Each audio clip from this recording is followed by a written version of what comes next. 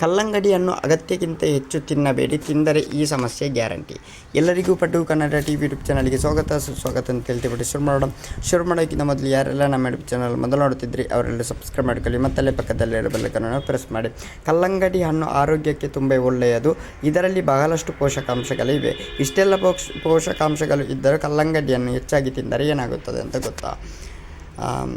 ಇದರಿಂದ ಬಹಳಷ್ಟು ಲಾಭಗಳಿದ್ದರೂ ಹೆಚ್ಚಾಗಿ ತಿಂದರೆ ಕೆಲವು ಸಮಸ್ಯೆಗಳು ಬರುತ್ತದೆ.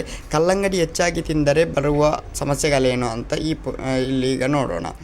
ಕಲ್ಲಂಗಡಿಯಲ್ಲಿ ನೀರು, ಸಕ್ಕರೆ ಅಂಶ, ಮುಖ್ಯವಾಗಿ ಫ್ರಕ್ಟೋಸ್ ಜಾಸ್ತಿ ಇರುತ್ತದೆ ಅಂತಲೇ ಹೇಳ್ಬೋದು.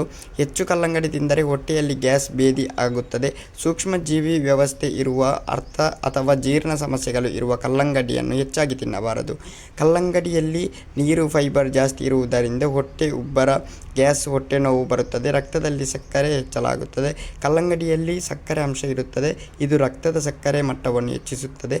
ಮುಖ್ಯವಾಗಿ ಹೆಚ್ಚಾಗಿ ತಿಂದಾಗ ಡಯಾಬಿಟಿಸ್ ಅಥವಾ ಇನ್ಸುಲಿನ್ ರೆಸಿಸ್ಟೆನ್ಸ್ ಇರುವವರಿಗೆ ಸಕ್ಕರೆ ಮಟ್ಟ ಹೆಚ್ಚಾಗಬಹುದು ಅಂತಲೇ ಹೇಳ್ಬೋದು. ಆದ್ದರಿಂದ ಜಾಗರೂಕರಾಗಿ ಅಂತ ಹೇಳ್ತಾ ಮುಂದೆ ಸಿಗೋಣ. Love you so much.